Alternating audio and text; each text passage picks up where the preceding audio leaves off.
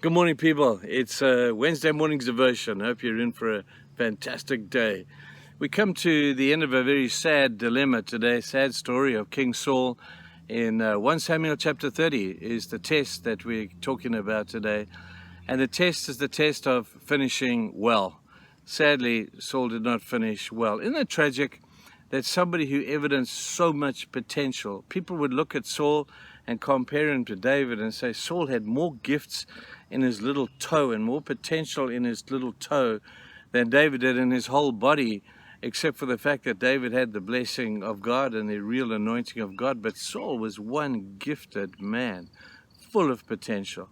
Sadly, he went to war against the Philistines after having been to the witch of Endor, and the witch of Endor had been from the occult. Samuel had spoken to him, and his demise was soon to be realized. He went to war against the Philistines. The battle did not go well. His 3 sons were killed in the battle, and ultimately he too was shot by an arrow. And it's quite graphic the way they describe what happened, but Saul was shot by the arrow, realized he was not going to survive this. He called upon his armor bearer and said, please, will you just kill me so that it's never said that the Philistines did that. Armor bearer wouldn't do it, so Saul committed suicide, and he fell upon his own sword. They took his body, they hung it up against a wall, they cut off his... It's a gross experience. And what a sad ending to what it could have been such a great story. Great story.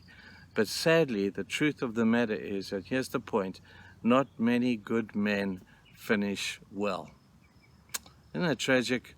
Saul, so gifted, more gifts in his little toenail than David had in his whole body, except he misused them.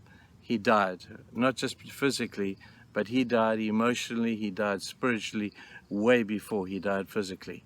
Now, Saul had an enemy out there, the Philistines. He probably had a few others as well. But his greatest enemy was not the enemy in the external realm. His greatest enemy was in his head.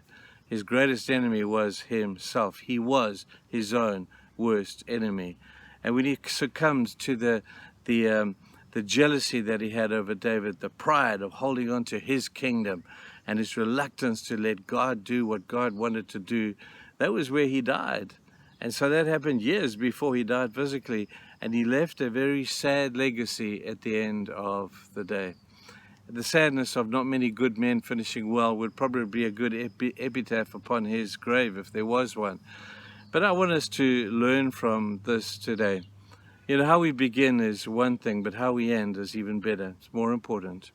What happens at those last days of our lives are the things that people will remember, and that is not as important as the things about what God will say about us. You see, you can start badly and finish well, and that's what the story of many people is. They start badly, they find themselves in a sinful situation, they turn to God, and out of all that demise, look, they finish well. Even to the extent of that thief on the cross, man.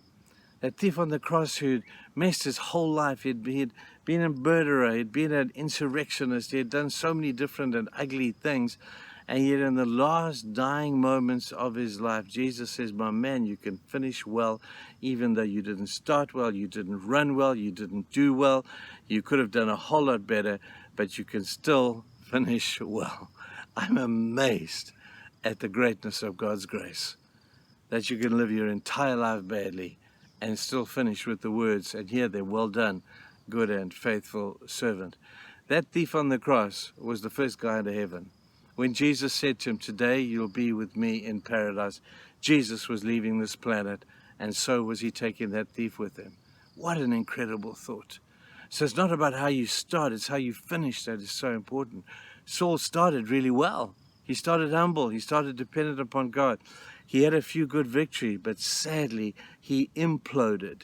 He didn't explode, he imploded. He died from within, with inner corruption. How often doesn't that happen? Have a look at your own life now, and have a look back and see from whence you have come. And if there might be things in your life that have now snuck in there, you didn't plan for them, but they've arrived in your life, and they're now become toxic to you. Jealousy, lust, sinful thoughts, overambition, pride, all these things can so easily sneak into our lives. and cause us not to finish well.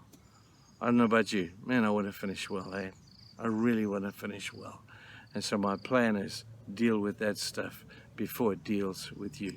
Have a great day, people. Let's contemplate these deep thoughts today. And we'll see you all tomorrow. Bye now.